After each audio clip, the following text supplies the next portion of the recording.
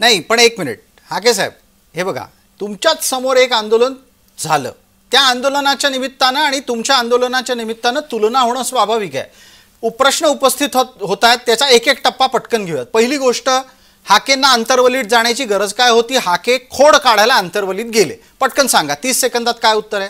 हे बघा, हाके अंतर्वलीत जाण्याचं कारण असं होतं की ओबीसींच्या अनेक आंदोलनाकडे या शासनानं दुर्लक्ष केलेलं होतं.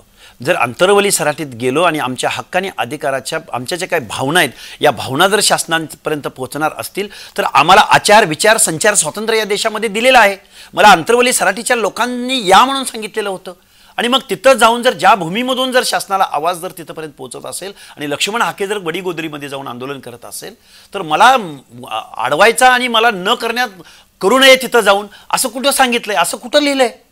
त्यामुळे मी तिथं जाऊन आंदोलन करत असेल आणि शासनाचं लक्ष वेधून घेत असेल तर यामध्ये मी कोणता गुन्हा कोणता केला?